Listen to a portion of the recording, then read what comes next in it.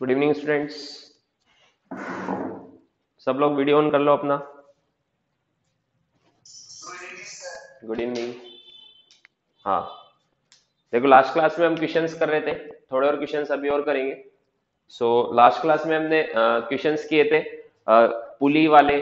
Block पुली के साथ string से कनेक्टेड है, एक ब्लॉक नीचे जा रहा है, एक ब्लॉक ऊपर जा रहा है, सब में टेंशन निकालना है, एक्सेलेरेशन निकालना, ये सब हमने क्वेश्चंस किए थे, है ना। एक और क्वेश्चन लिखो। A heavy iron rope,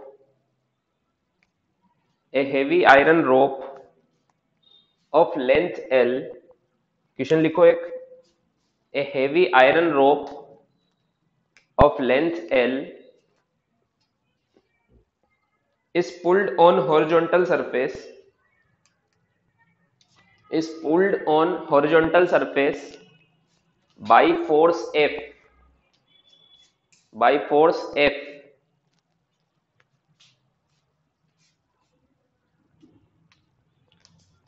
calculate calculate force,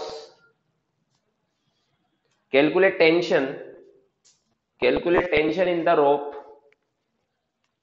calculate tension in the rope at a distance x, at a distance x from the front end.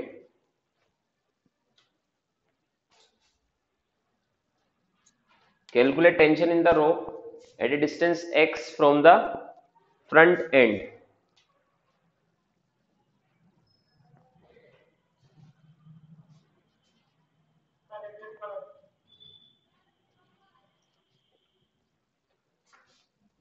A heavy iron rope, a heavy iron rope of length L is pulled on horizontal surface, is pulled on horizontal surface by force F, by force F. Calculate tension in the rope, calculate tension in the rope at a distance x from the front end.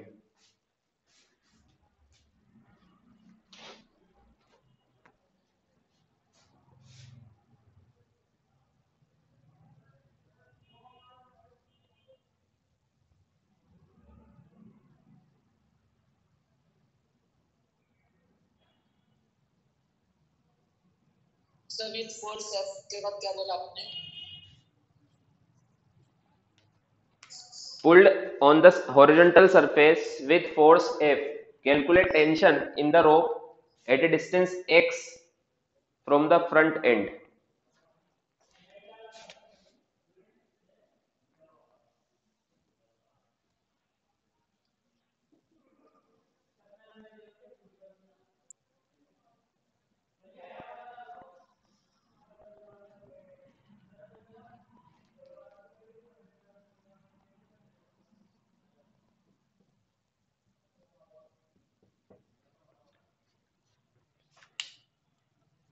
ये रोप है, heavy रोप है, मतलब ये massless नहीं है,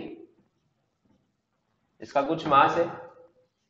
इसको F force से हम पुल कर रहे हैं इसको, ठीक है। तो इसकी टोटल लेंथ है L, इसकी टोटल लेंथ कितनी है? L। हमसे इसके फ्रंट एंड से x डिस्टेंस पर यहां पर कितनी टेंशन होगी ये पूछा है। क्योंकि ये मासलेस नहीं है, इसमें मास है, तो इसमें हर जगह टेंशन अलग अलग होगी, ठीक है। सो टेंशन कैलकुलेट करो।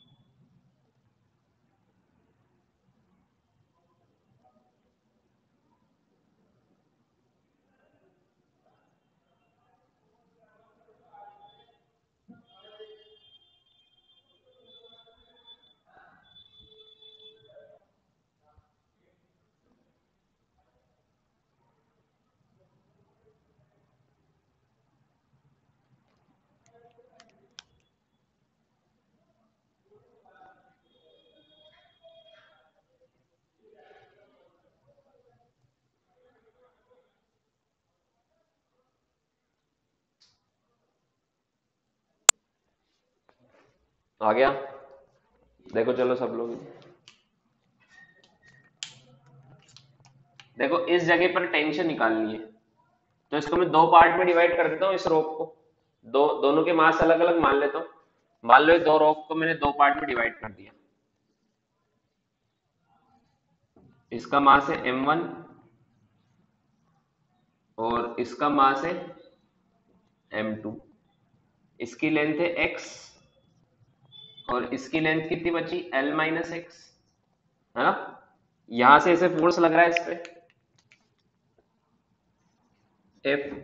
तो ये वाला पार्ट पीछे वाले पार्ट को खींच के लेके जा रहा है, ये आगे वाला पार्ट पीछे वाले पार्ट को खींच के लेके जा रहा है। यहां पर मुझे टेंशन बतानी है इस जगह, मीन्स यहां पर कितनी टेंशन होगी। ये T ऐसे होती है अंदर की तरफ, ये T इस जगह पर, x distance from the front end पर मुझे टेंशन बतानी है। ठीक है, तो अब देखो m1 m2 की वैल्यू निकाल लो कि हमें गिवन है। देखो मान लो पूरा मास है m, let the total mass is equal to कितना है, total mass of full rope is m है। तो हमें क्या पता है, l लेंथ का मास है m, टोटल लेंथ कितनी है l, उसका मास कितना है m, तो यूनिट लेंथ का कितना होगा m बाई एल। ठीक है, यूनिट लेंथ का कितना होगा m बाई एल, तो x लेंथ का कितना होगा m by L into x. तो ये m1 आ गया, m1 इज इक्वल टू कितना आ गया m by L into x, ये m1 आ गया। समझ में आया? अब अगर मैं m1 की एफबीडी बनाऊं तो ये m1 पर F फोर्स तो आगे लग रहा है,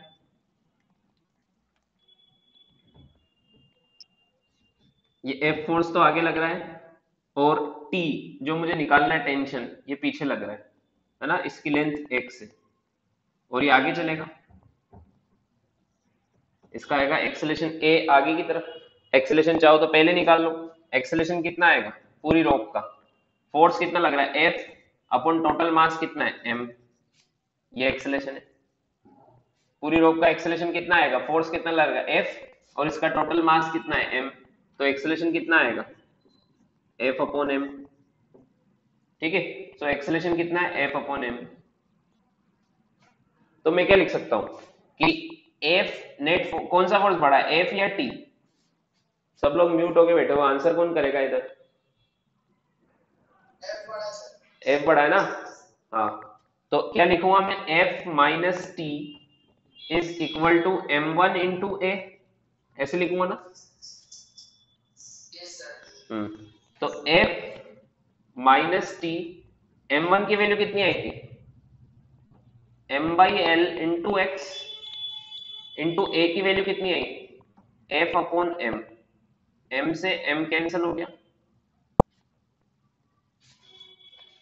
ठीक है, T निकालना है मुझे, ये कितना बचा F x by L, T निकालना है तो इसको उधर लेके जाओ, तो T इज इक्वल टू हो जाएगा F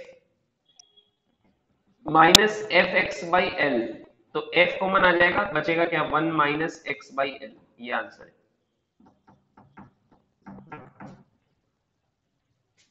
समझ में आया?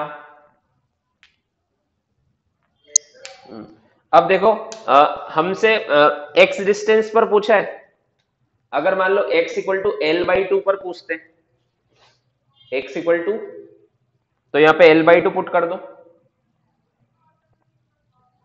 तो l से l कैंसिल हो जाता, 1 minus 1 by two, 1 by two बचता, तो आंसर आता f by two. l by two पर टेंशन है f by two, x equal to l पर पूछते तो यहाँ पे l पुट कर दो, l से l कैंसिल हो जाएगा, 1 माइनस 1 जीरो आएगा, मतलब लास्ट में x इक्वल टू l, मतलब लास्ट में टेंशन जीरो है। यहाँ पर x इक्वल टू जीरो पर देखो टेंशन f के इक्वल ही है, शुरुआत में फोर्स ही पूरा का पूरा टेंशन। समझ में आया? तो जैसे जैसे हम दूर जा रहे, क्या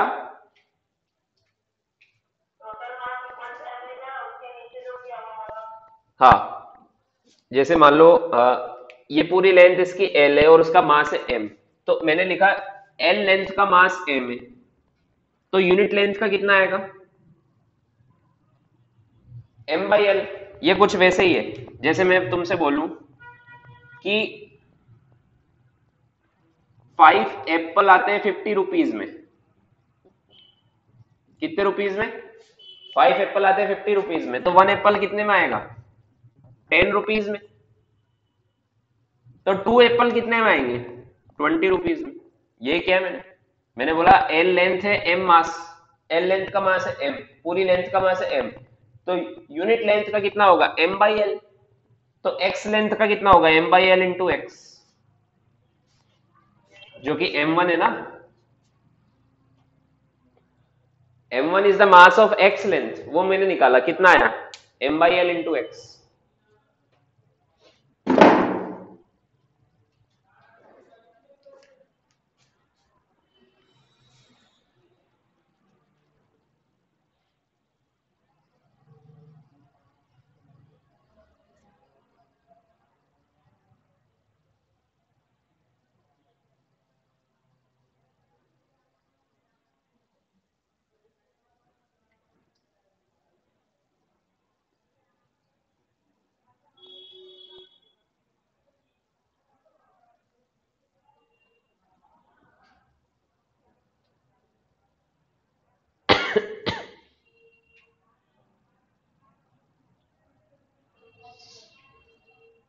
हो गया,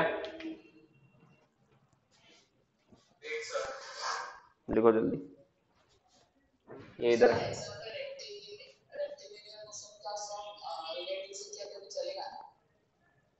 अगर रिलेटिव मोशन से रिलेटेड है क्वेश्चन तो होगा, वरना कैसे होगा, सही तरह से करोगे तो चलेगा।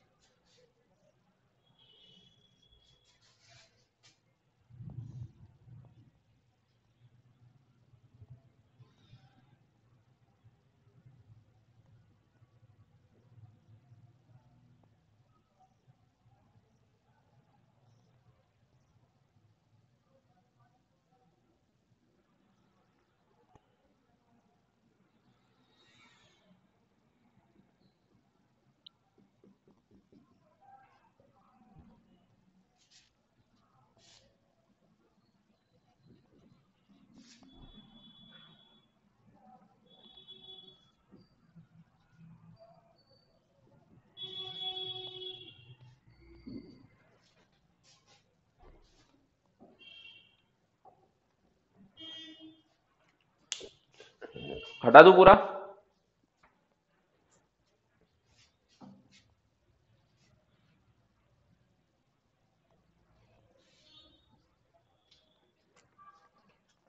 इस क्वेश्चन में पूछा है find acceleration of all the blocks, find acceleration of all the blocks, सभी ब्लॉक का एक्सेलेरेशन बताओ। तुम करोगे सॉल्व या मैं करके बताऊं, करो।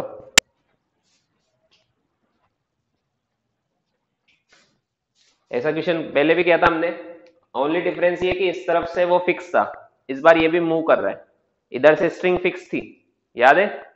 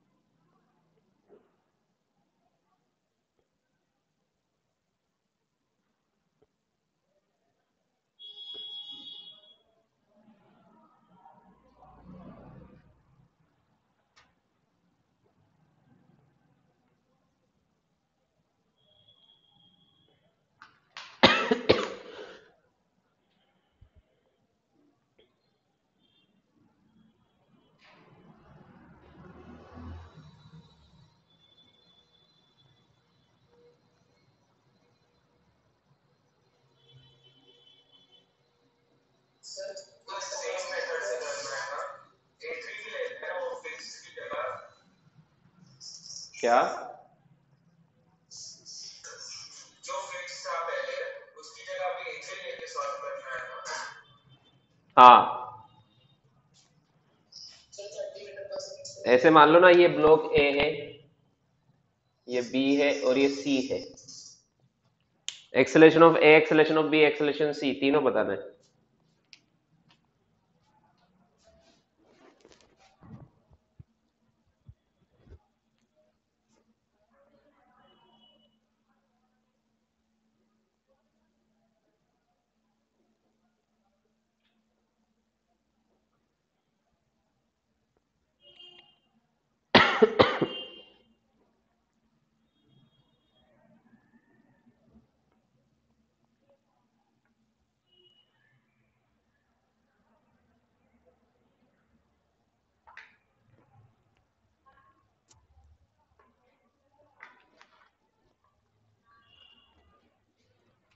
चलो देखो,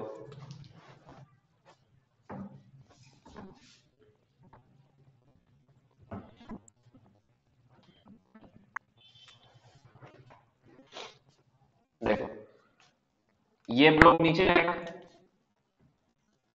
इसका एक्सेलेरेशन एक्सेलेरेशन ऑफ सी से नीचे जाएगा, ये ए से इधर जाएगा और ये एस बी से इधर जाएगा। देखो ये पुली, ये वाली पुली कितने से नीचे जा रही है? सी से। ये पुली इसके साथ कनेक्टेड है ना?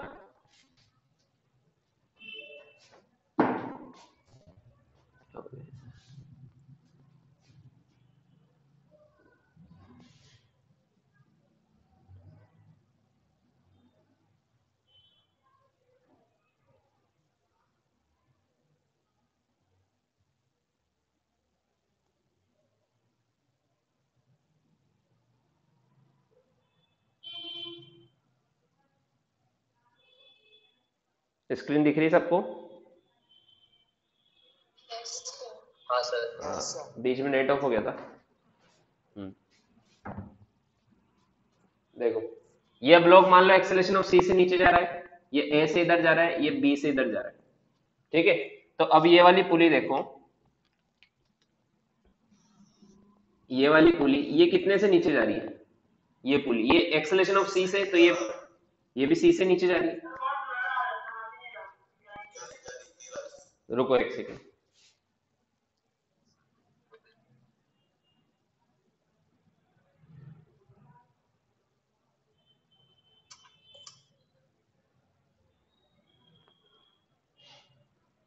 अभी दिख रहा है? No sir. No sir. किसी को नहीं दिख रहा है क्या? अब दिखा सर, थोड़ा सा दिख रहा है। अभी दिखा, अभी थोड़ा क्लियर हुआ।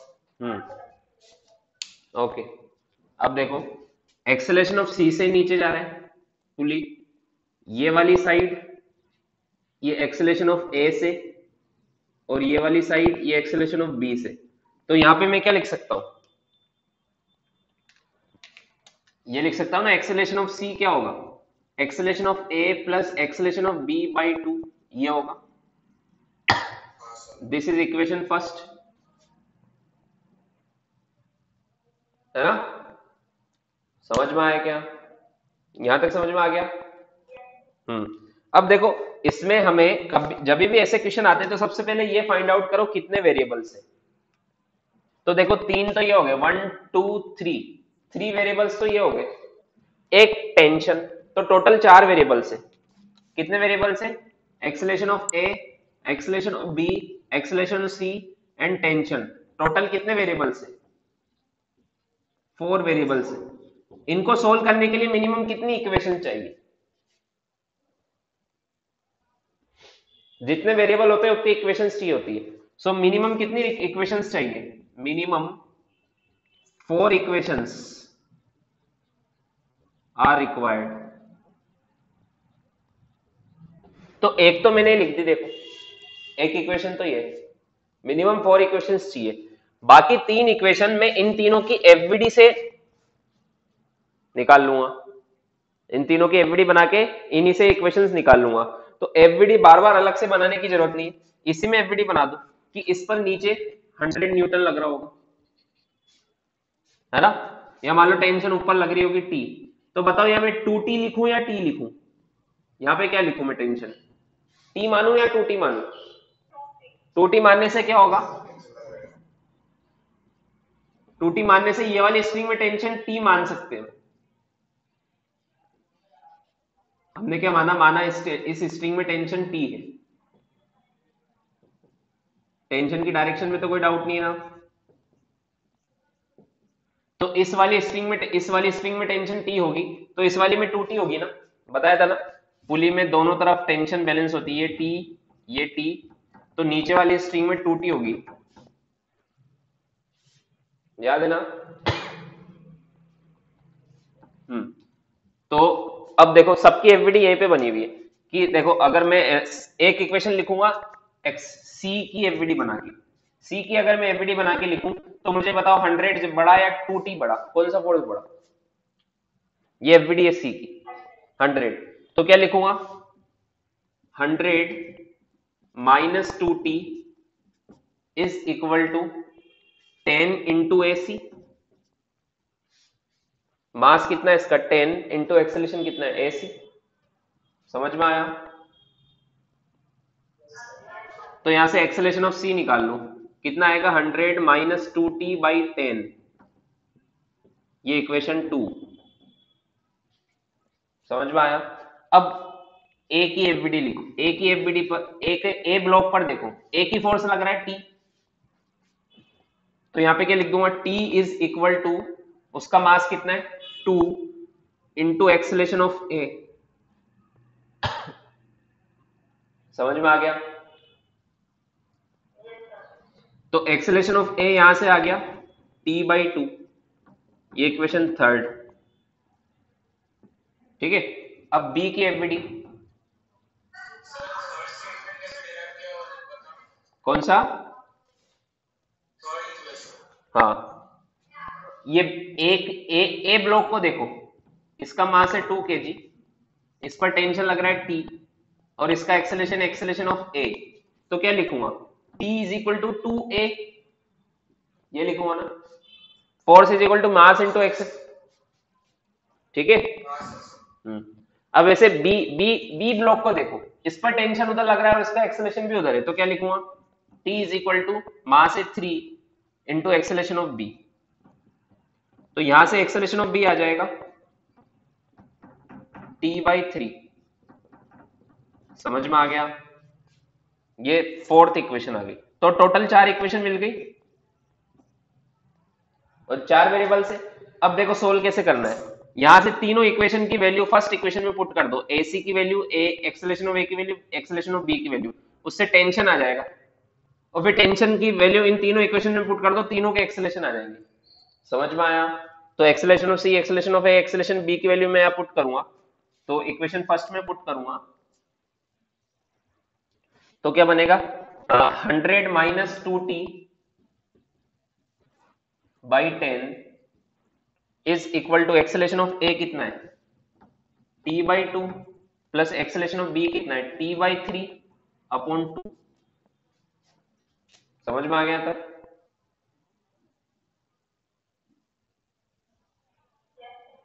अब इसको सोल्व करने से t मिल जाएगा, इसको सोल्व करने 2 से 5 टाइम्स ही कैंसिल हो जाएगा, इसको सोल्व करने से जो भी t मिलेगा वो t की वैल्यू फिर इसमें और इसमें, तो तीनों का एक्सेलेरेशन आ जाएगा। ये तुम्हें खुद से करना है इसके लिए।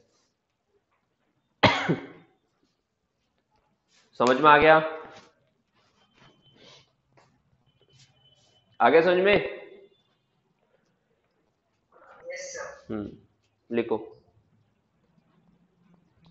तो स्टेप्स याद रखो। सबसे फर्स्ट एक तो मेन इक्वेशन निकालो जिसमें एक्सेलेरेशन का रिलेशन हो इनका, कंस्टेंट मोशन वाली, जैसे ये मैंने निकाल ली। तीनों ब्लॉक में एक्सेलेरेशन का रिलेशन होता है कुछ ना कुछ, वो मैंने निकाल लिया। बाकी फिर कैसे करोगे? बाकी फिर तीनों की एफबीडी से 3 इक्वेशन आ गई, फिर चारों इक्वेशन को सोल्व कर लिया।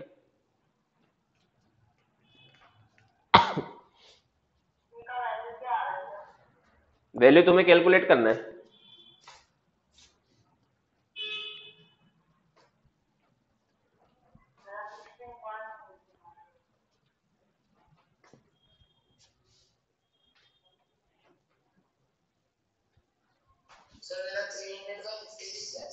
हाँ, मुझे नहीं पता आंसर, वो खुद से कैलकुलेट कर लो।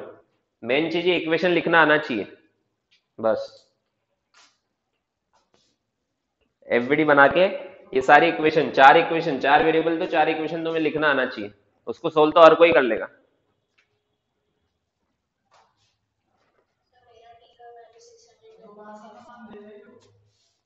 जितना भी आ रहा है।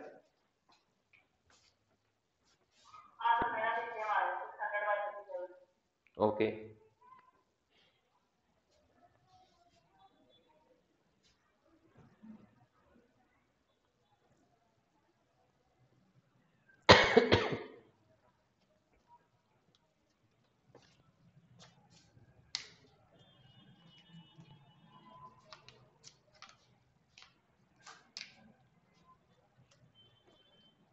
ये हटा दूं क्वेश्चन?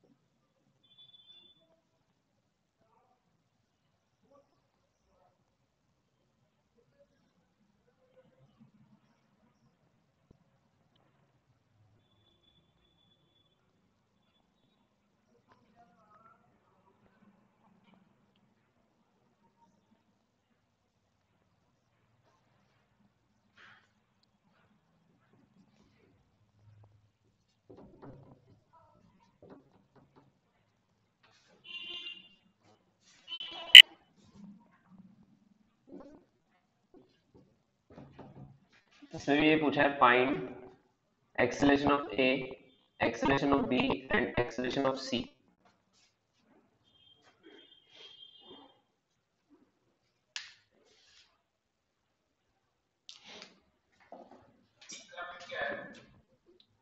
सी का मास है 1 kg, ए का मास है 2 kg, बी का मास है 3 kg। इसमें भी चार वेरिएबल्स है, टोटल 4 वेरिएबल्स, तो टोटल 4 इक्वेशंस बनेंगी और उनको सोल्व करना है बस। समझ में आया क्या बोला मैंने?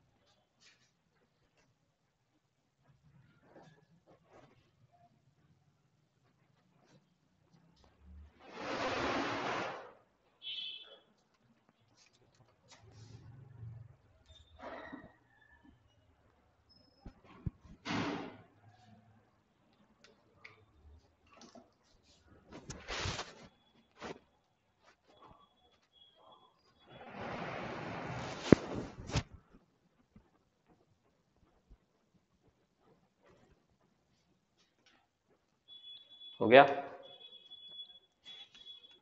हो रहा सर, एक मिनट।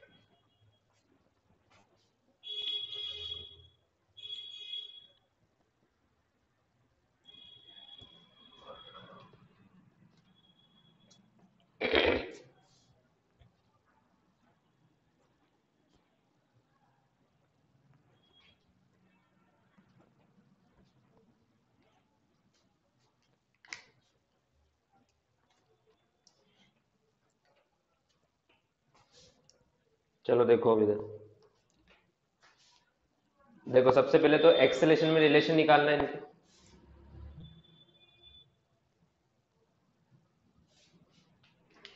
सबसे पहले तो एक्सेलेरेशन में रिलेशन निकालना है। ये ब्लॉक मान लो एक्सेलेरेशन ऑफ ए, देखो ये पुली नीचे जाएगी ना, इधर मास ज्यादा है तो ये तो ऊपर जाएगा एक्सेलेरेशन ऑफ सी से, है ना? और ये पुली एक्सेलेरेशन ऑफ सी से नीचे जाएगी, इसी से डायरेक्ट कनेक्ट है ना ये वाली पुली इस स्ट्रिंग से। अगर एक्सेलेरेशन ऑफ सी से ऊपर जाएगा तो ये पुली एक्सेलेरेशन ऑफ सी से नीचे जाएगी, है ना? अब देखो, अब इन दोनों ब्लॉक में हो सकता है दोनों नीचे जा रहे हो, जैसे मैं ग्राउंड से देख रहा हूं इनको, हो सकता है दोनों नीचे जा रहे हो या एक नीचे और एक ऊपर जा रहा हो, अभी हमें पता नहीं है। तो कुछ भी मान लो तुम्हारे हिसाब से, मैंने मान लिया कि दोनों नीचे जा रहे हैं, तो मैंने इसका नीचे की तरफ एक्सेलेरेशन ए माना है और इसका नीचे की तरफ एक्सेलेरेशन बी माना है ना? अब अगर दोनों का आंसर पॉजिटिव में आता है तो आपने जो माना सही है, दोनों नीचे जा रहे हैं, ठीक है? और मान लो एक का आंसर नेगेटिव आता है, जैसे मान लो कि इसका आंसर नेगेटिव आया, तो इससे आपको पता लग जाएगा कि जो आपने माना था वो नीचे जा रहा है, एक्चुअल में नीचे नहीं वो ऊपर जा रहा है। समझ में आया क्या? क्योंकि इन दोनों में से कह नहीं सकते, हो सकता है दोनों नीचे जा रहे हो या फिर एक नीचे और एक ऊपर जा रहा हो, ऐसा भी हो सकता है। क्यों? क्योंकि ये ब्लॉक नीचे जा रहा है तो हो सकता है ये ऊपर जा रहा हो, बट ये भी हो सकता है कि नीचे जा रहा हो क्योंकि पुली भी तो नीचे आ रही है। अब अगर पुली ज्यादा ज्यादा एक्सेलेरेशन से नीचे जा रही है तो फिर ये भी नीचे आ रहा होगा। तो अभी हमें नहीं पता पुली की एक्सेलेरेशन ज्यादा है या इस ब्लॉक का एक्सेलेरेशन ज्यादा है विद रिस्पेक्ट टू पुली, ये नहीं पता। तो हमने क्या मान लिया कि दोनों का एक्सेलेरेशन नीचे की तरफ है, ऐसा मान लिया।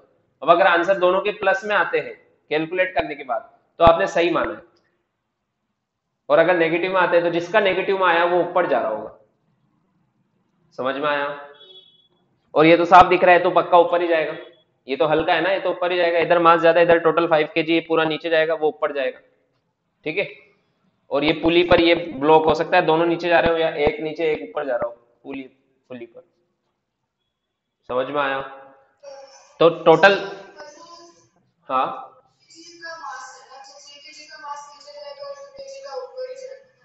वो तो पुली के रिस्पेक्ट में जाएगा ना।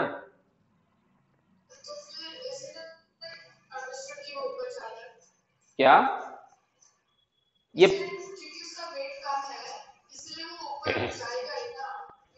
पुली रेस्ट पर है क्या?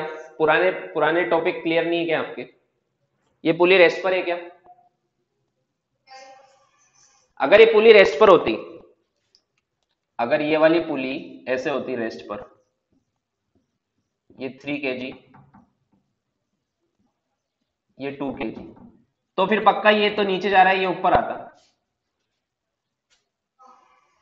बट ये पुली भी तो नीचे आ रही है, ये पुली भी तो नीचे आ रही है।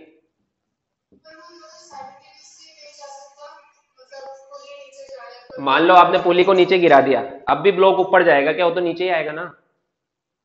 मान लो आपने वो, मैं तो ग्राउंड के रिस्पेक्ट में बताना है ना मुझे तो ग्राउंड के रिस्पेक्ट में बताने तीनों एक्सेलेरेशन। मान लो मैंने पुली को और दोनों ब्लॉक को नीचे गिरा दिया, फिर आप तो बोलोगे सर ये तो हल्का है तो ऊपर जाएगा। अरे ऊपर क्यों जाएगा? वो तो नीचे जाएगा ना।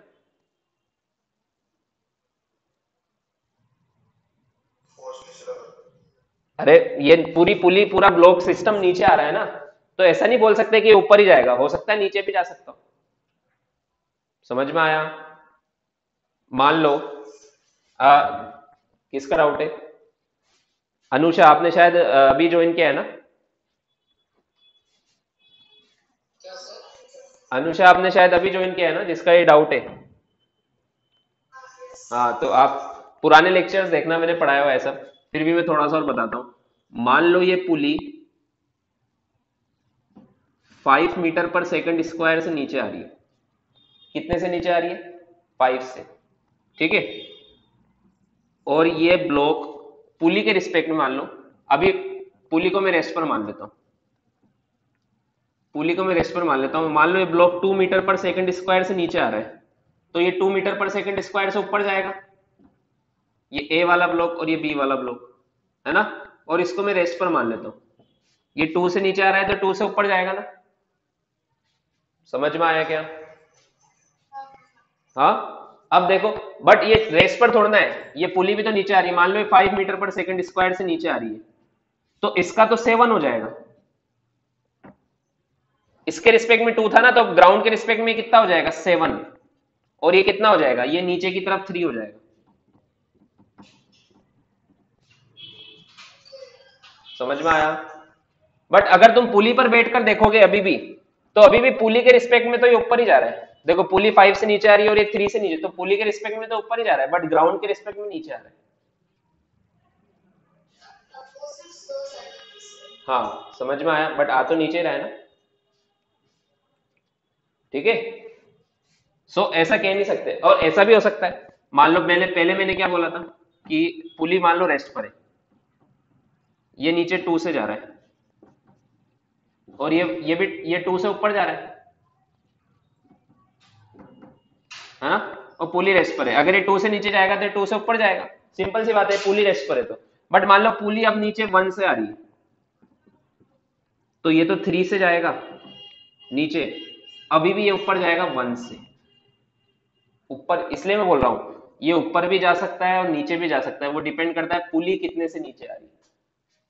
समझ में आया? ठीक है, क्योंकि ग्राउंड के रिस्पेक्ट में हमें देखना है, पुली के रिस्पेक्ट, ये पुली के रिस्पेक्ट में तो पक्का ऊपर जाएगा, बट पुली के रिस्पेक्ट में थोड़ा ना बताना है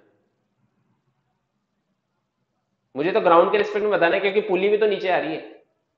ठीक है, आया समझ में? और किसी को डाउट है? तो इसलिए मुझे नहीं पता ये ऊपर जाएगा या नीचे जाएगा, तो मैंने इसका भी नीचे मान लिया। अब अगर आंसर प्लस में आता है तो ये सही माना है मैंने, और अगर आंसर नेगेटिव में आता है तो फिर मैं बोल दूंगा ये ऊपर जा रहा है, उतना ही आंसर मैं बोल दूंगा ऊपर की तरफ जा रहा है। जैसे मान लो +2 आया तो मैं बोल दूंगा 2 मीटर पर सेकंड से नीचे जा रहा है, -2 आया तो मैं बोल दूंगा 2 मीटर पर सेकंड स्क्वायर से ऊपर जा रहा है। समझ में आया? हाँ। अब देखो, तो कितने वेरिएबल से? 1 2 3 और टेंशन।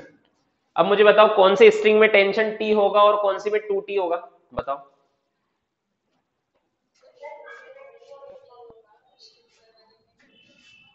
देखो ये पुली के दोनों तरफ, इसमें T होगा,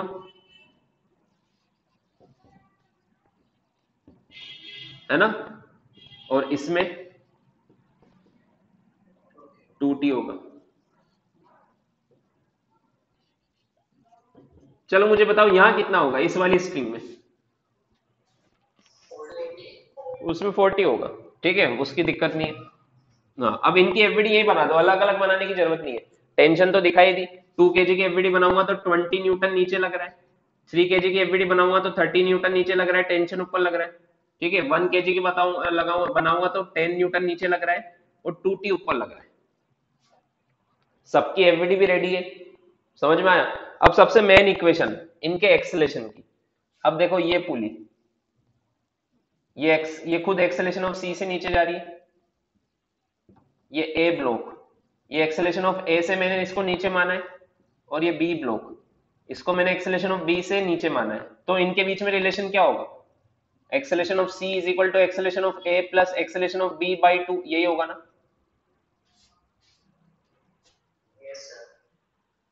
समझ में आ गया?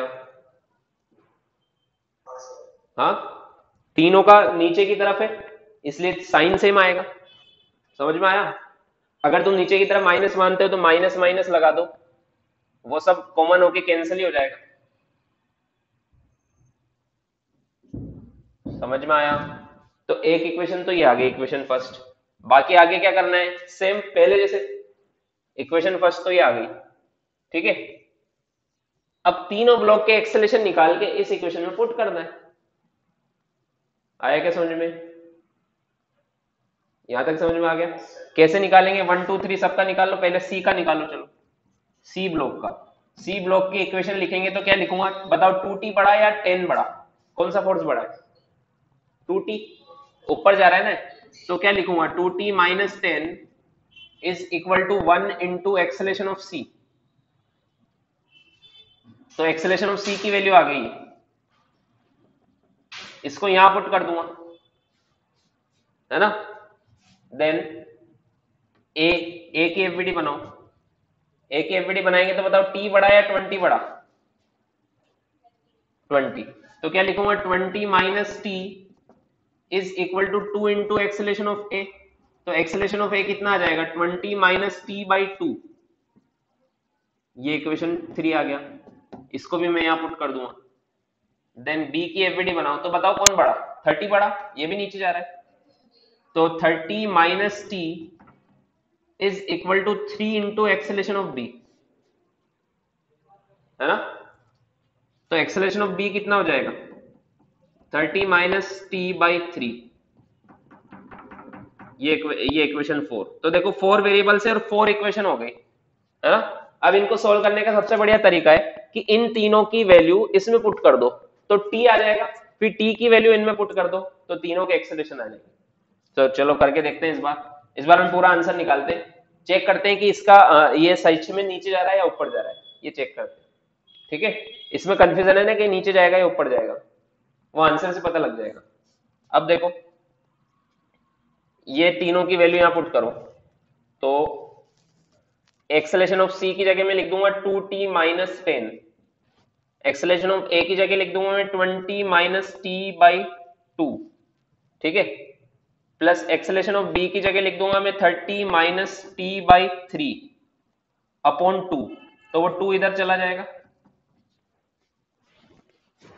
अपॉन 2 वाला 2 इधर चला गया, तो क्या बचा? 4t माइनस 20, इधर एलसीएम लूंगा तो 6 एलसीएम आएगा, ठीक है। तो ये 3 टाइम्स, तो ये 60 माइनस 3t प्लस ये 2 टाइम्स तो 60 माइनस 2t, है ना। अब ये 6 को उधर लेके जाओ, तो 6 को उधर लेके जाऊंगा तो कितना बनेगा? 24, 6 इंटू 4 24t माइनस 120, ठीक है, इज इक्वल टू यहाँ पे 60 प्लस 60 120 माइनस ये 5t, है ना। तो ये 5t उधर लेके जाओगे तो प्लस हो जाएगा, तो 29t इज इक्वल टू हो जाएगा 240। तो t इज इक्वल टू आया 240 बाई 29 न्यूटन। ये टेंशन आ गया, ये इस वाली में टेंशन है, इस वाली स्ट्रिंग में पूछा जाता तो इसका डबल आएगा आंसर। अब इस t की वैल्यू इन तीनों में पुट करो, मैं सिर्फ a में पुट कर रहा हूं क्योंकि b और c में कोई कंफ्यूजन नहीं है, b और c में तुम पुट कर लेना तो c का एक्सेलेरेशन आ जाएगा और b का भी आ जाएगा, b भी पक्का नीचे जा रहा होगा और c भी पक्का ऊपर जा रहा होगा, इनमें कोई दिक्कत नहीं है। a में पुट कर रहा हूं मैं,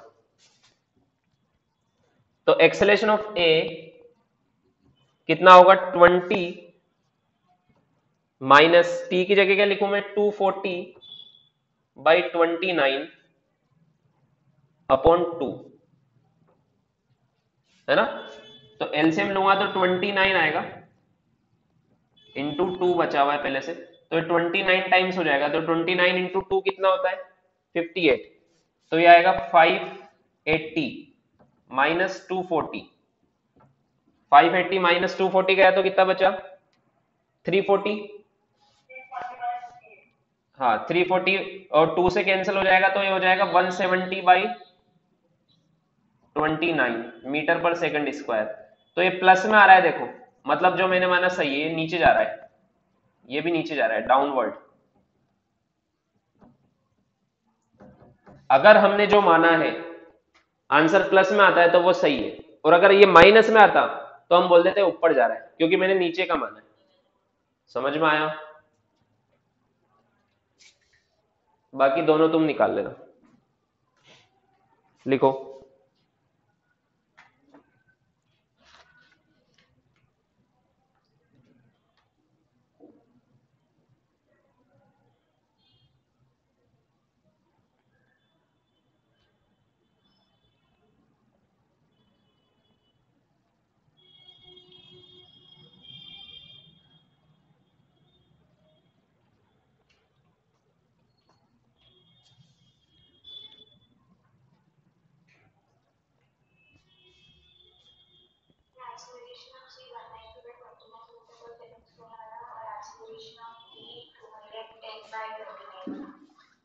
ओके।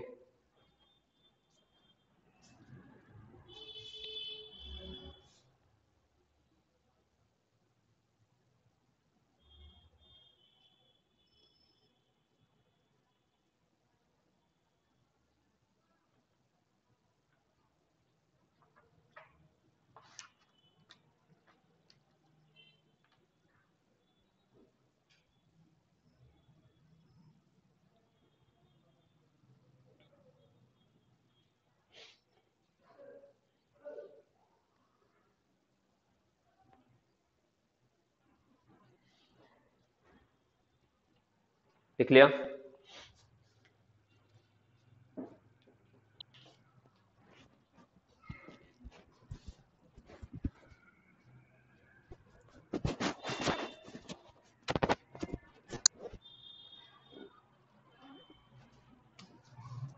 हटा दूं?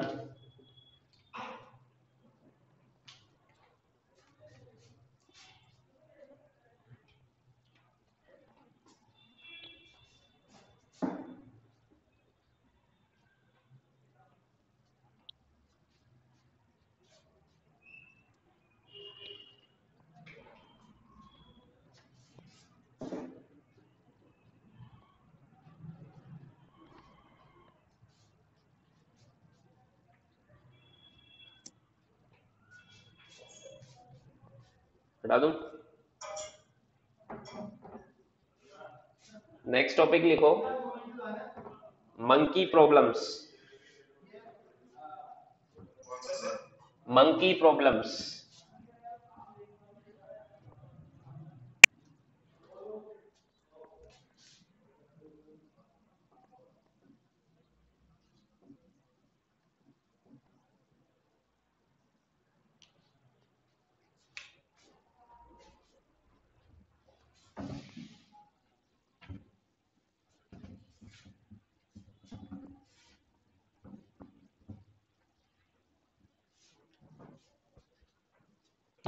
इसमें देखो कैसे क्वेश्चन आएंगे कि एक स्ट्रिंग है, उस पे मंकी ऊपर चढ़ रहा है, नीचे उतर रहा है, बताओ टेंशन बताओ स्ट्रिंग में, ऐसे क्वेश्चन आएंगे। समझ में आया? तो देखो सबसे बेसिक, अगर जैसे मैंने बोला कि जैसे हम ये ब्लॉक है, ब्लॉक की जगह मंकी आ जाएगा, ये ब्लॉक अभी रेस्ट पर है, तो इसको रेस्ट पर किसने रखा हुआ है? इस पर नीचे एमजी लग रहा है, तो टेंशन कौन लगाता है इस पे ऊपर? स्ट्रिंग। और टेंशन कितनी आती है? एमजी, है ना? अगर मैं इस ब्लॉक की एफवीडी बनाऊं तो इस पर ऊपर टेंशन लग रहा है, नीचे एमजी लग रहा है, और टी इक्वल टू एमजी है कि नहीं है? हाँ सर। वैसे अगर इस ब्लॉक की जगह अगर मंकी आ जाए तो एफवीडी तो ऐसे ही बनेगी ना। देखो कैसे बनेगी एफवीडी।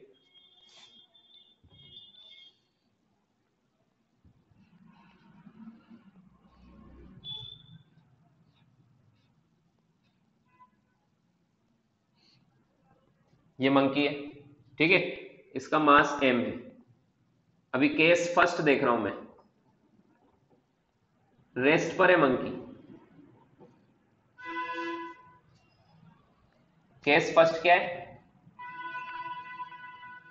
मंकी रेस्ट पर है, ठीक है, और स्ट्रिंग को उसने पकड़ा हुआ है, तो स्ट्रिंग में हमें टेंशन बतानी है। समझ में आया? तो मंकी रेस्ट पर है, तो देखो इस पर एमजी तो नीचे लग रहा होगा मंकी पर, है ना? और इस पर टेंशन स्ट्रिंग ने किधर किधर लगाई होगी? ऊपर की तरफ। अगर इस मंकी को मैं पॉइंट मास ऐसे बना दूं तो mg नीचे लग रहा है और टेंशन ऊपर लग रहा है, तो T equal to M G आएगा ना। स्ट्रिंग में टेंशन, find tension in string, mg। समझ में आया? लिखो, लिखो।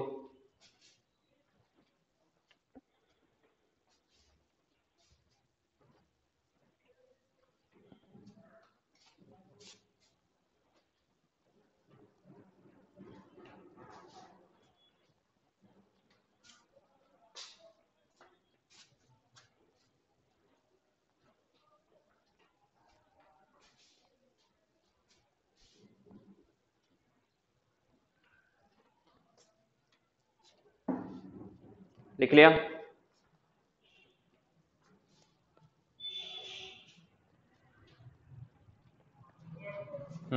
केस 2 देखते हैं।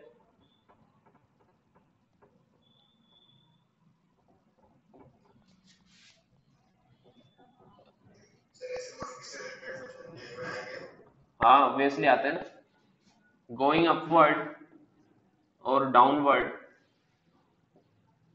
With constant velocity. केस 2 क्या है कि मंकी जो है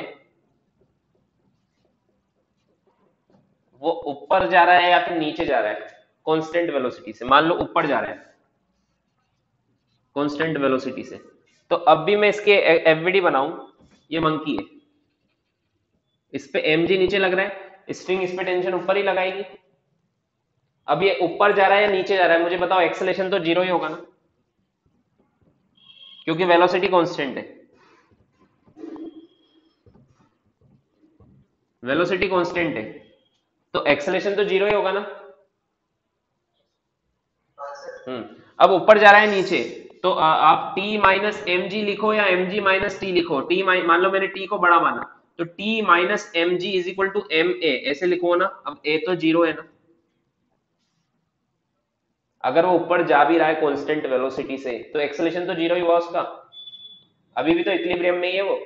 इक्विलिब्रियम में फोर्स क्या होता है, बैलेंस। ये डायनेमिक इक्विलिब्रियम में, तो t इक्वल टू क्या आ जाएगा, mg। इस केस में भी टेंशन mg है, चाहे वो ऊपर जाए या नीचे जाए, या तो ऊपर जाए या फिर नीचे जाए, ठीक है। अगर कांस्टेंट वेलोसिटी मतलब एक्सेलरेशन जीरो है तो टेंशन फिर से कितना आएगा, mg।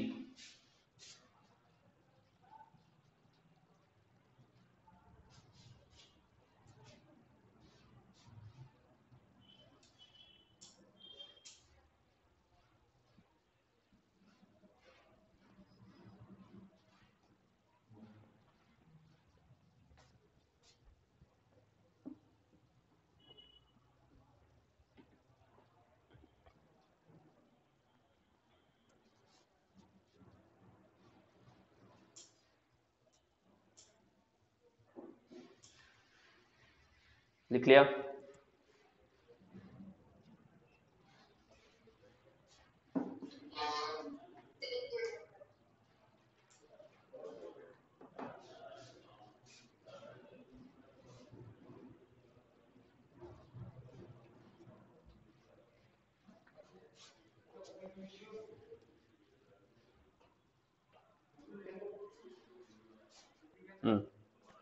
केस 3,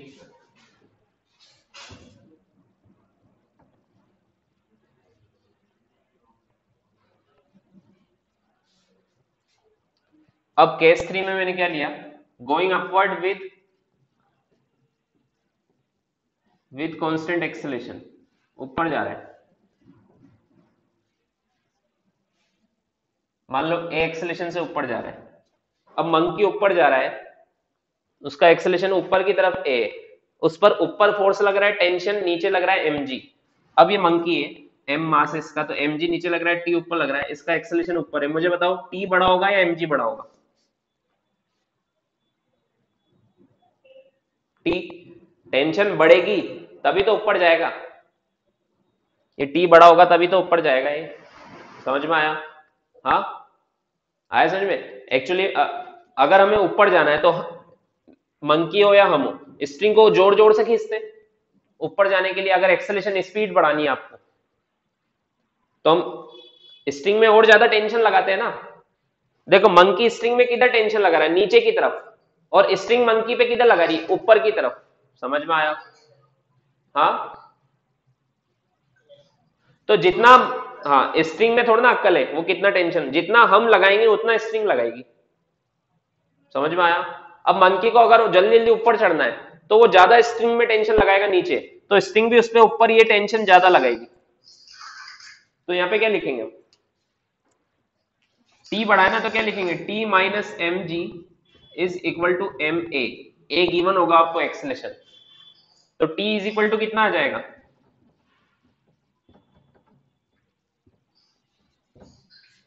देखो टेंशन ज्यादा आ रही है। समझ में आया? लिखो क्या क्या कॉमन है? मास मास मास तो मंकी का है ना, एक ही तो ऑब्जेक्ट है यहाँ पे। कॉमन मतलब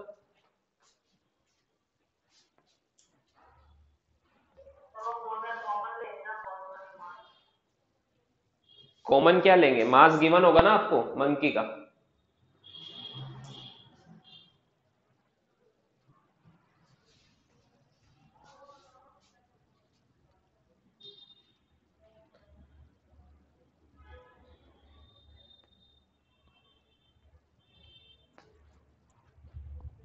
लिख लिया?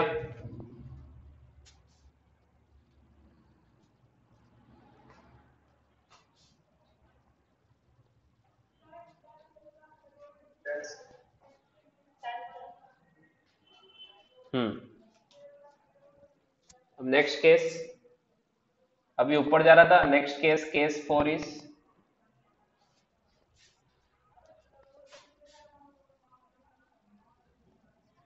Going downward with constant acceleration. अब ये नीचे जा रहा है। देखो जब हम नीचे जाते हैं तब हम स्ट्रिंग को ढीला छोड़ देते हैं एकदम नीचे जाने के लिए, टेंशन कम हो जाती है। क्यों? अब मुझे बताओ, ये नीचे जा रहा है तो mg बड़ा या t बड़ा? मंकी पे नीचे लग रहा है mg, ऊपर लग रहा है t, है ना? तो mg बड़ा तो क्या लिखूंगा? mg minus t is equal to ma। तो यहां से t इज इक्वल टू क्या आ गया? mg minus ma। समझ में आया?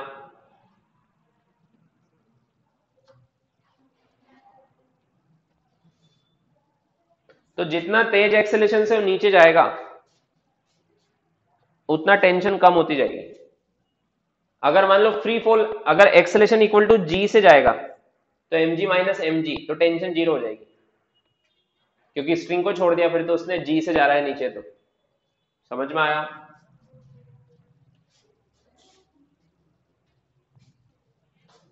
सर आपस एक बार जैसे ये मंकी नीचे जा रहा है तो मुझे बताओ कौन सा फोर्स बढ़ा, mg या t? mg। तो क्या लिखेंगे? mg minus T is equal to ma। तो t इज इक्वल टू क्या आ जाएगा? mg minus ma।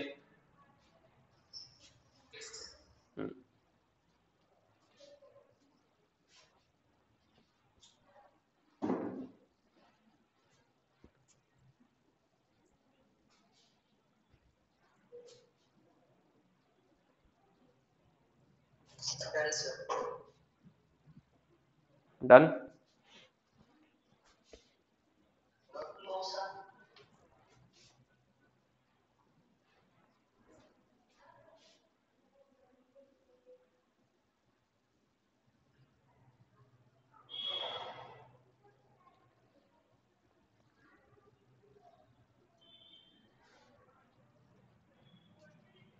हटा दूं?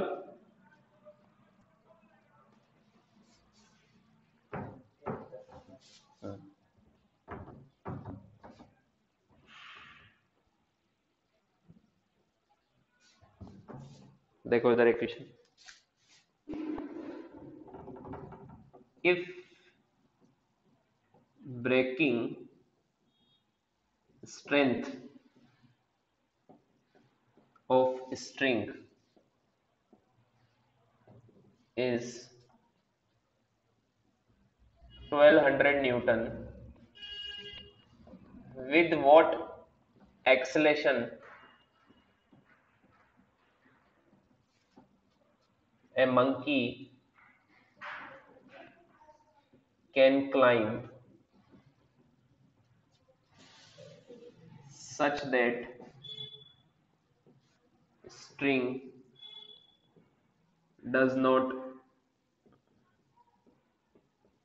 break? Mass of monkey is 80 kg। ये गिवन। सॉल्व करो इसको।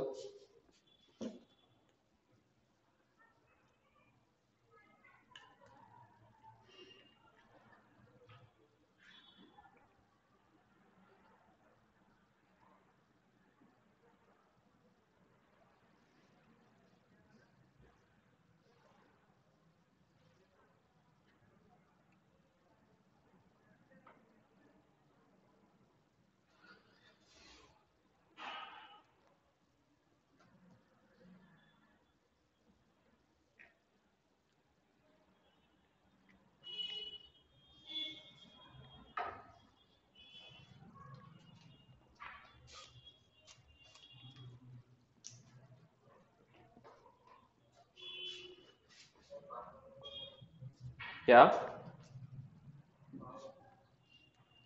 देखो ब्रेकिंग स्ट्रेंथ क्या होता है कि मैक्सिमम स्ट्रिंग कितना टेंशन झेल सकती है, 1200 न्यूटन का।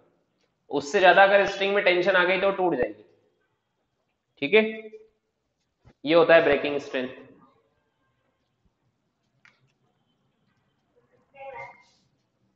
नहीं,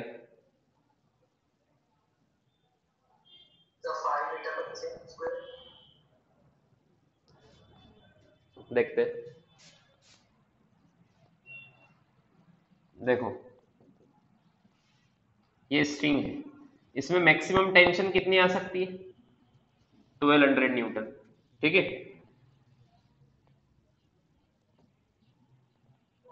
हाँ अब इसका हमें मैक्सिमम एक्सेलेरेशन बताना है, कितने मैक्सिमम एक्सेलेरेशन से ऊपर चढ़े कि स्ट्रिंग ब्रेक ना हो। तो इस पर देखो, ये टेंशन तो ऊपर लगेगी, mg नीचे लगेगा, और इसका एक्सेलेरेशन है ऊपर। तो मुझे बताओ क्या बड़ा, t बड़ा या mg बड़ा? t। तो क्या लिखूंगा, t minus M G is equal to M A. T की वैल्यू कितनी पुट कर दूं, मैक्सिमम टेंशन कितनी आएगी 1200, माइनस एम कितना है 80, जी कितना 10 ले लो, एम की जगह फिर से 80 ले लो इधर, इंटू ए। तो 1200 माइनस 800 कितना आएगा 400 इज इक्वल टू 80 ए। तो ए कितना आया,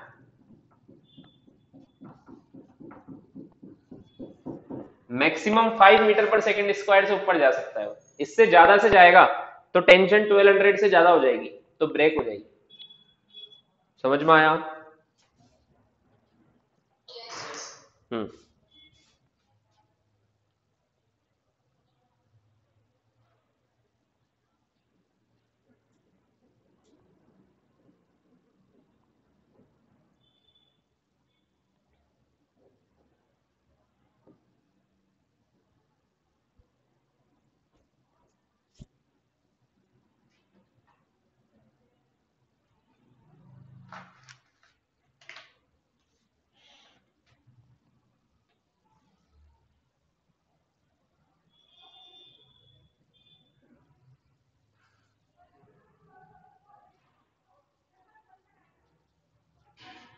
हो गया?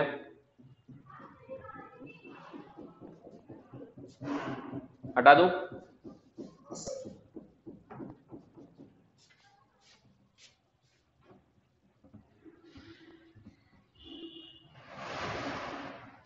नेक्स्ट टॉपिक लिखो, वेइंग मशीन।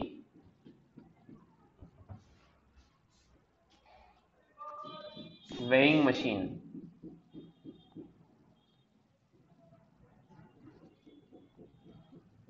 वेइंग मशीन है जिसपे हम हमारा वेट मेजर करते हैं।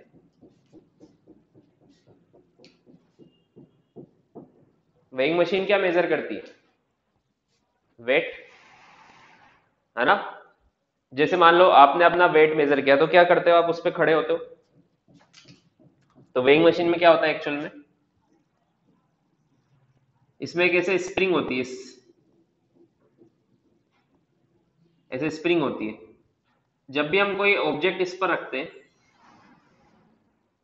तो उसका जितना वेट होगा उतनी वो स्प्रिंग कंप्रेस होगी, है ना? और उस हिसाब से वो रीडिंग देता है, स्प्रिंग में कंप्रेशन के हिसाब से। उसमें एक पॉइंटर होता है, उसमें रीडिंग आ जाती है हमें। तो जैसे मान लो मैं उस पर खड़ा हुआ, तो मेरी रीडिंग आती है 65 आई मान लो, तो वो मेरा वेट है या मास है?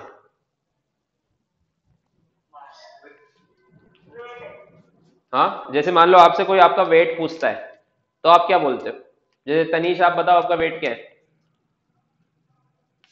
44 केजी में बोलते हो या न्यूटन में बोलते हो? हाँ,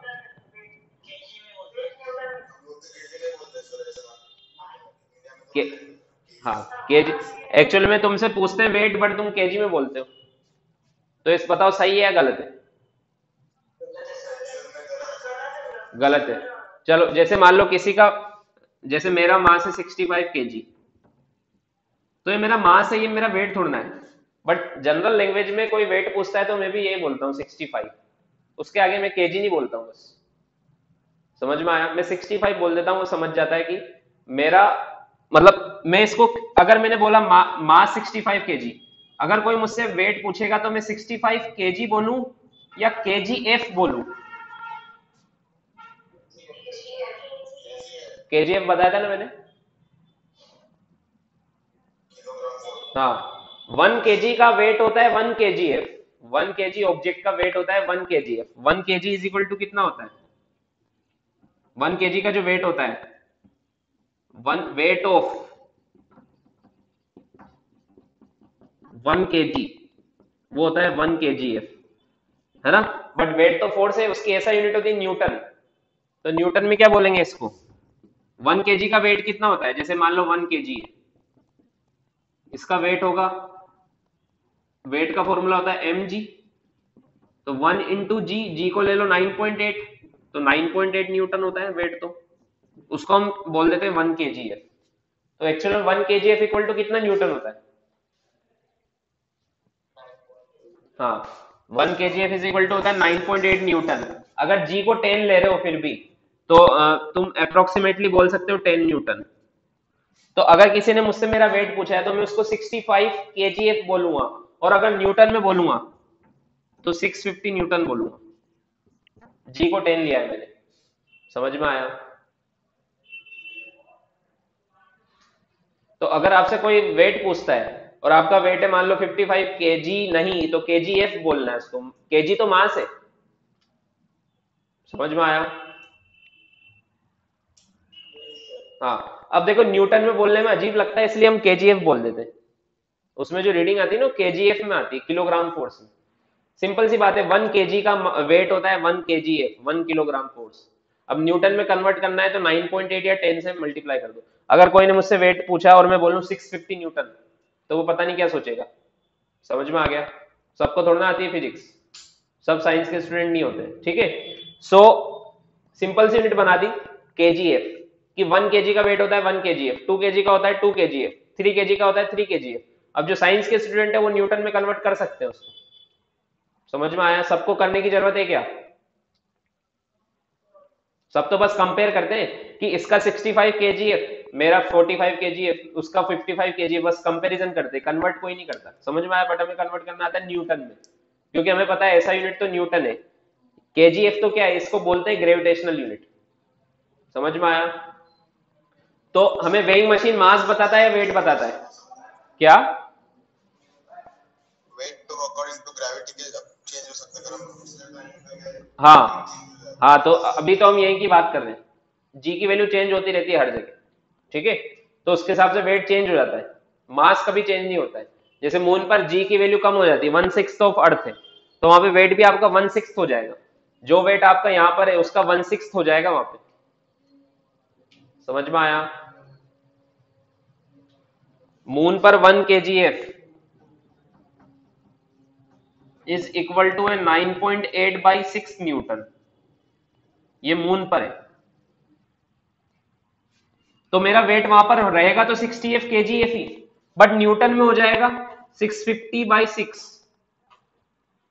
या फिर ऐसे लिख लो 65 इंटू 9.8/6, ये मेरा वेट मून पर वेट है। समझ में आया?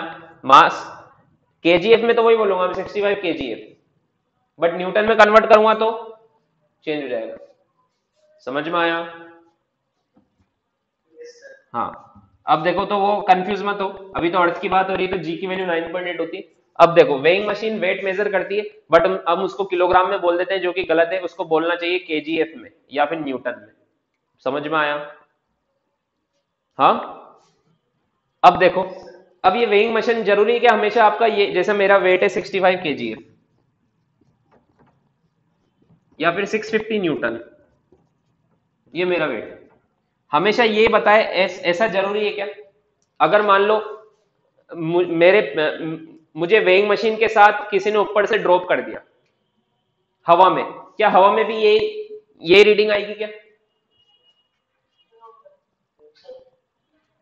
नियरली जीरो आएगी रीडिंग।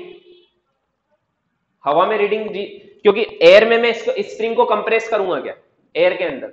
अगर ये ग्राउंड पर रखा हुआ है और फिर मैं उस पर खड़ा हो जाऊं तो स्प्रिंग कंप्रेस होगी। समझ में आया?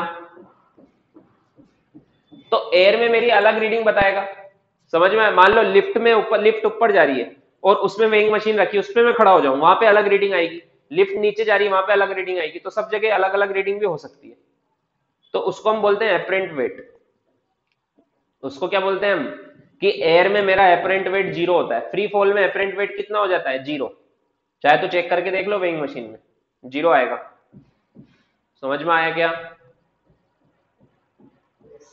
तो यही क्वेश्चन आते हैं कि एपरेंट वेट कैलकुलेट करना है। लिफ्ट ऊपर जा रही है, मान लो इतने एक्सेलेरेशन से ऊपर जा रही है, एक ऑब्जेक्ट है, उसका मास इतना है, बताओ उसका वेट लिफ्ट में कितना होगा। ऐसे क्वेश्चन आते हैं, समझ में आया? तो वो कैसे करना है देखो। सो एक्चुअल में ये जो वेइंग मशीन है ये क्या कैलकुलेट करती है, ये आपका वेट नहीं बताती, ये तो फिर 0 भी बताती है। एयर में आपका वेट 0 हो जाता है क्या? एयर में आपका वेट तो, एयर में जाओ या अर्थ पे खड़े हो जाओ, वेट तो उतना ही रहेगा ना। Weight is the gravitational force exerted by the earth towards its centre. तो अगर मैं एयर में खड़ा हो जाऊं, एयर में मतलब मैं हूं, फ्री फॉल में हूं, तो अर्थ मुझ पे फोर्स लगाना बंद कर देगी क्या? नहीं। तो मेरा वेट 0 थोड़ा ना हुआ, समझ में आया? बट इसने तो 0 बताया। तो एक्चुअल में ये बोला जाए तो आपको, ये आपका वेट भी नहीं बताती, ये तो कितना नॉर्मल आप इस पे लगा रहे हो। नॉर्मल समझ रहे हो ना, कॉन्टेक्ट फोर्स। इस पे खड़े होके मैं इस पे क्या लगाता हूं, वेइंग मशीन पे खड़े होके क्या लगाता हूं, नॉर्मल, वो बताती है। अगर आपने नॉर्मल ज्यादा लगाया तो ज्यादा बताएगी, कम लगाया तो कम बताएगी, बिल्कुल नहीं लगाया तो बिल्कुल नहीं बताएगी। फ्री फॉल में मैं इस पे कोई नॉर्मल लगा पाऊंगा क्या? समझ में आया? ये सेम वही बात है जैसे मैंने आपको पहले भी समझाया था। फ्री फॉल में आपके सर के ऊपर कोई ऑब्जेक्ट रखा हुआ है, उसका वजन आपको लगेगा क्या फ्री फॉल में? वैसे आपका वजन इस पे लगेगा क्या, आपका नॉर्मल फ्री फॉल में? तो ये एक्चुअल में बताती क्या है वेइंग मशीन? वेइंग मशीन आपको बताती है नॉर्मल। अगर आप मान लो आप खड़े हो गए, आपके ऊपर आपने एक और ऑब्जेक्ट रख दिया, तो इसका नॉर्मल बढ़ जाएगा। समझ में आया? मतलब रीडिंग बढ़ जाएगी। तो ये क्या कैलकुलेट करती है, नॉर्मल। लिख लो एक लाइन में, it measures, it always measures, yeah, it always read the normal reaction, it always read the normal reaction, it always, हाँ, it always read the normal reaction। ये हमेशा क्या रीड करती है, क्या मेजर करती है, normal reaction. it always read the normal reaction or force exerted by the object, force exerted by the normal reaction मतलब क्या है, और force exerted by the object on the surface of weighing machine, on the surface of weighing machine।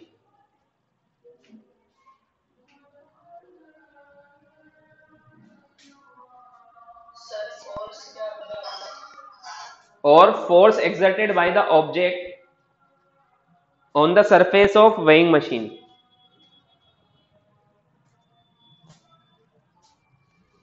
on the surface of weighing machine।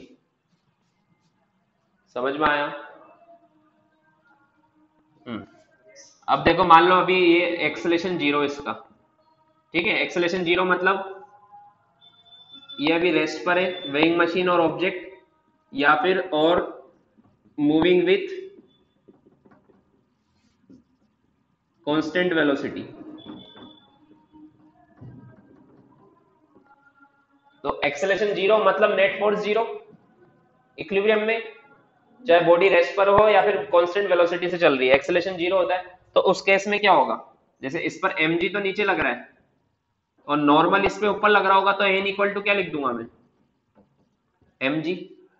तो ये आपका actual में जो wait है वही बताएगी, इसका नॉर्मल भी उतना ही बताएगा जो आपका एक्चुअल में वेट है। समझ में आया? ग्राउंड पे नॉर्मल उतना ही आता है जितना आपका एक्चुअल वेट है, इसलिए हम मेजर करते हैं तो ग्राउंड पे करते हैं। लिफ्ट में करते हैं क्या मेजर हमारा वेट, कहां पे करते हैं हम, ऐसी जगह पे करते हैं जो रुका हुआ है। समझ में आया? हम्म।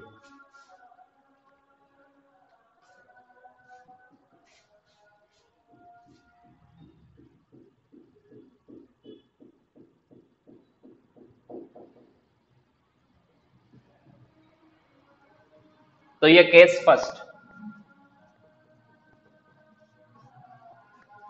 बना लो। ये वेइंग मशीन है नीचे वाली।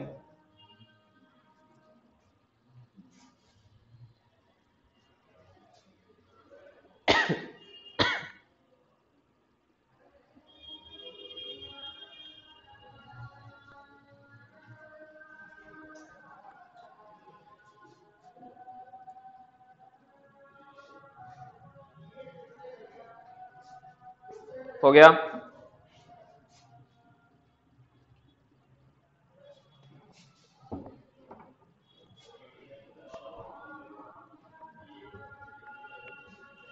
अब मान लो आपने इसको लिफ्ट में रख दिया, केस टू।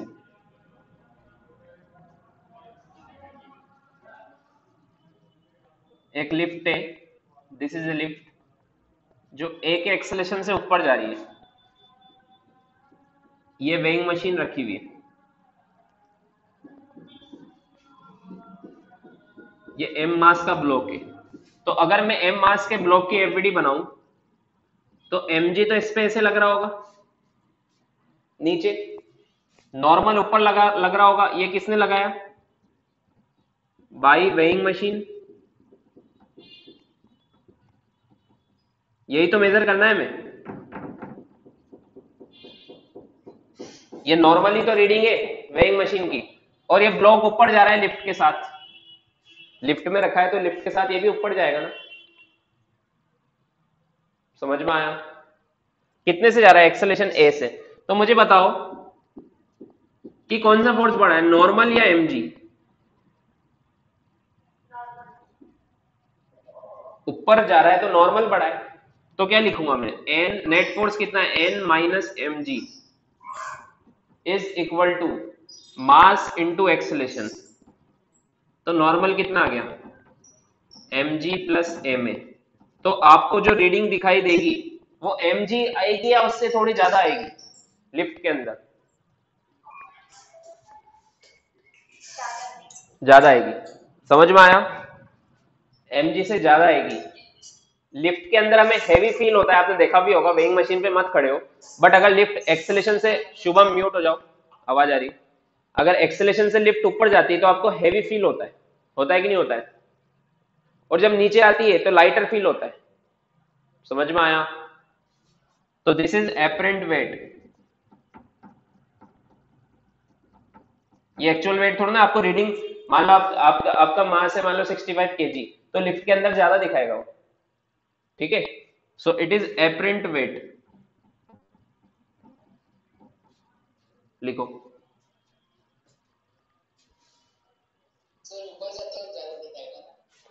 अगर ऊपर की तरफ एक्सेलेरेशन है, ऐसा नहीं ऊपर जाते हो, मान लो लिफ्ट नीचे जा रही है और ब्रेक लगा रही है, लिफ्ट अपनी स्पीड को कम कर रही है, जा तो नीचे रही है बट स्पीड कम कर रही है, मतलब एक्सेलेरेशन ऊपर हुआ ना।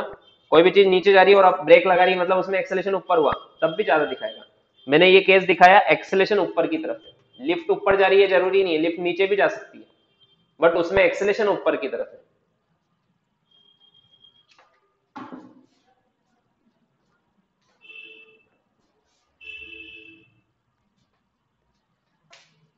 आपने देखा होगा जब लिफ्ट, जब एकदम नीचे, जब जैसे मान लो आपको ग्राउंड फ्लोर पे जाना है, तो ग्राउंड फ्लोर पे जब लिफ्ट रुकती है नीचे जाते जाते, तब भी हैवी फील होता है जब वो ब्रेक लगाती है। ठीक है?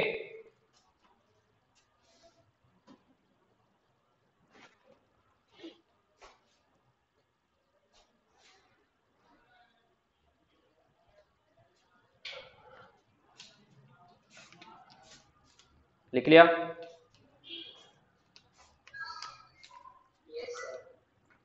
हम्म। अब मान लो लिफ्ट अगर नीचे जा रही है तो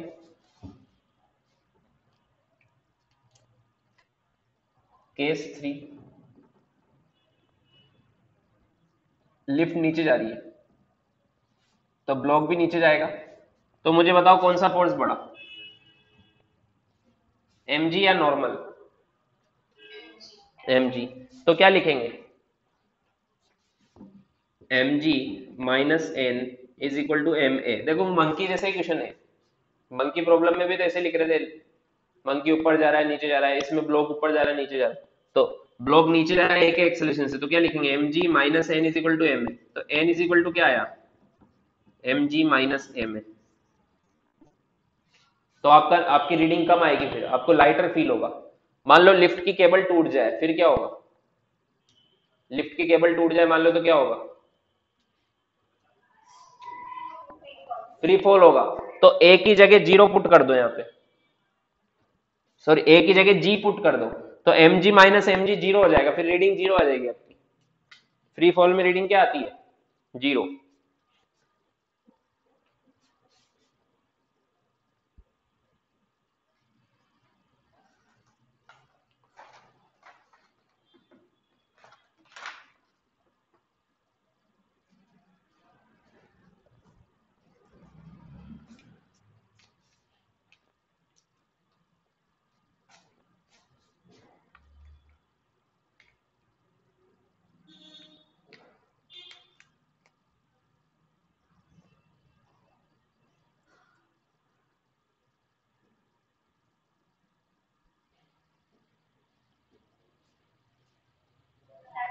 डन। ठीक है, तो ये ऐसे क्वेश्चन तो सिंपल ही होते, शीट में मिल जाएंगे तुम्हें करना।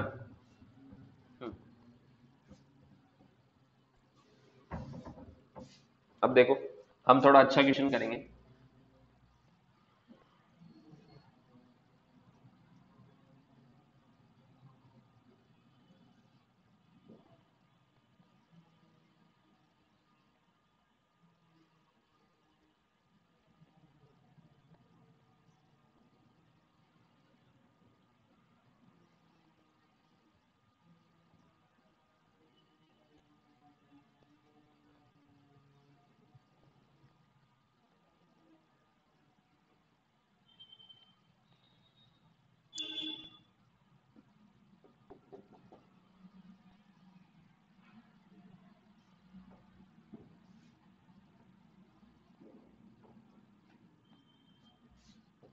ये ट्रॉली है, ये मैन है, मान लो मास ऑफ ट्रॉली है, मास ऑफ ट्रॉली है मान लो 40 kg,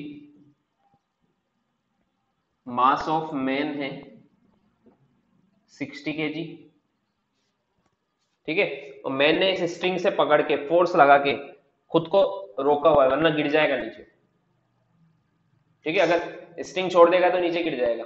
तो मतलब सिस्टम इज इन इक्विलिब्रियम, ये जो सिस्टम है पूरा मास और ट्रॉली का, ये इक्विलिब्रियम में मतलब रेस्ट पर है अभी।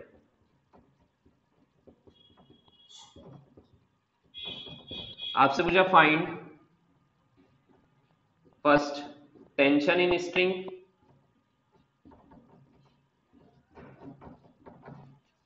Second normal applied by man on trolley. बताओ। हाँ, सबको ब्लर दिख रहा है क्या?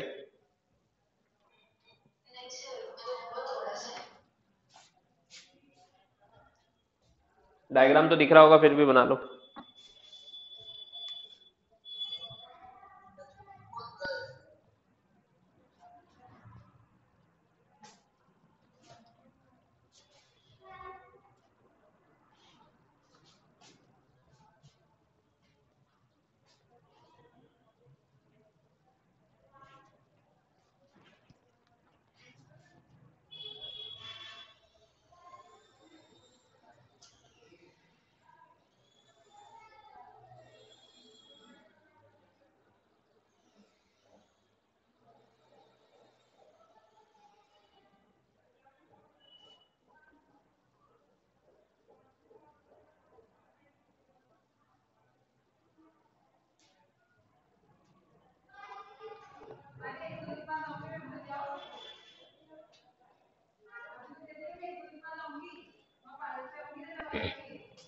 कर रहे हैं, मैं बताऊं?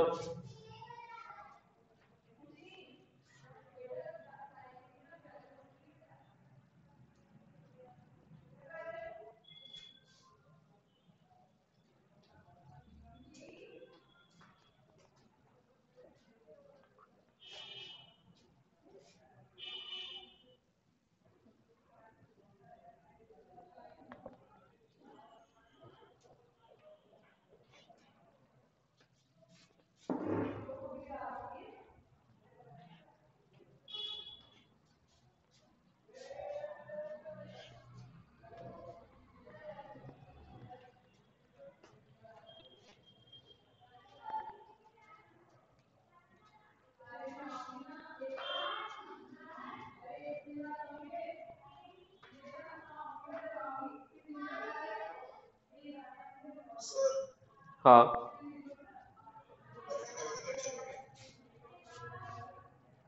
अभी मतलब फिर 6:30 बजे वापस लेक्चर है केमिस्ट्री का। ठीक है, अभी तो टाइम है। चलो इस क्वेश्चन को करते हैं। देखो इसका मास कितना है, इसका है 60 kg और ट्रॉली का मास है 40 kg। अब देखो हमसे इस स्ट्रिंग में टेंशन पूछा है, तो देखो यहाँ पर टेंशन लग रही होगी ऐसे मेन पर ऊपर, मेन स्ट्रिंग को नीचे खींच रहा है, स्ट्रिंग मेन को ऊपर खींच रही होगी। स्ट्रिंग में टेंशन अंदर की तरफ लगती ऐसे, यहां पर ऐसे, ठीक है। तो एक तो मेन की एफवीडी बना लो। अगर मैं मेन की एफवीडी बनाऊं,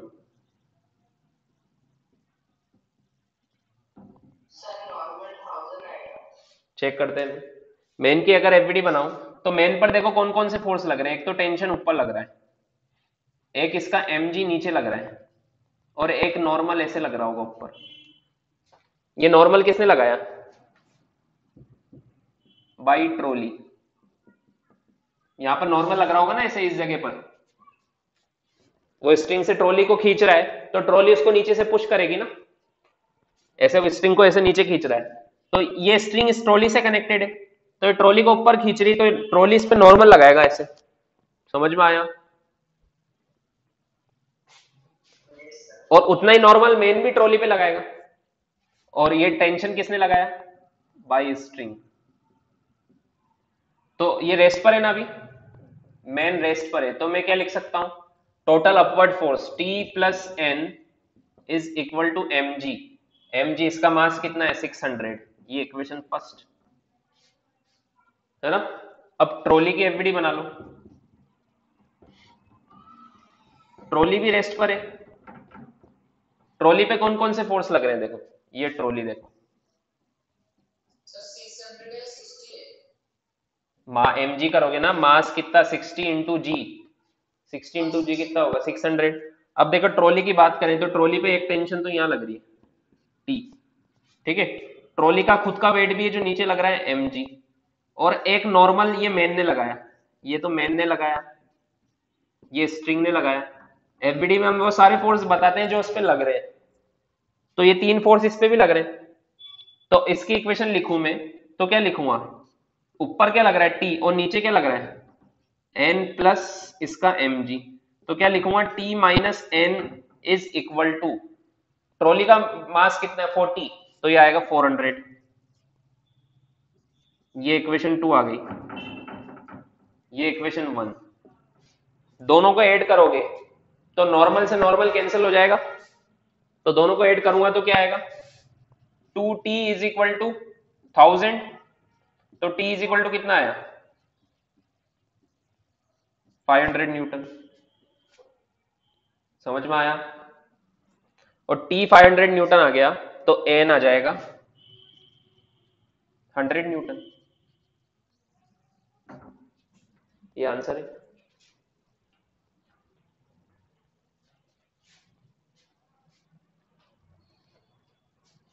समझ में आया?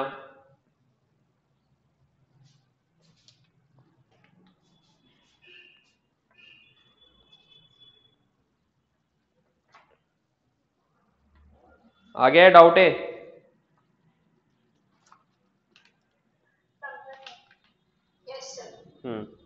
सिंपल है, एफबीडी बनाओ और फोर्स, अगर रेस्ट पर है तो फोर्स बैलेंस कर दो, एक्सेलेरेशन है तो इक्वल टू एम ए कर दो।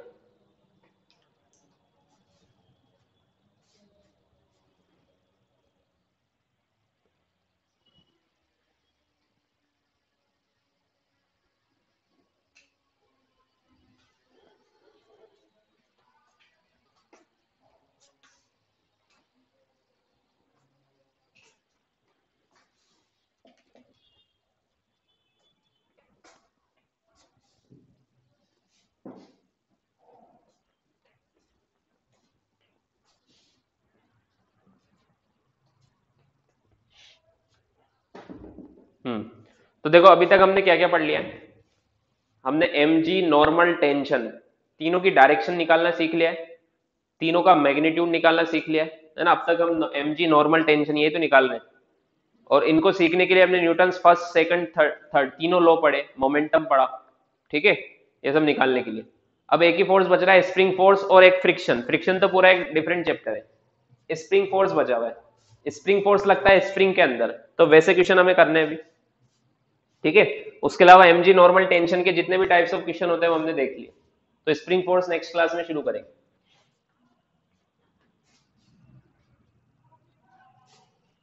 लिख लिया सबने? ओके।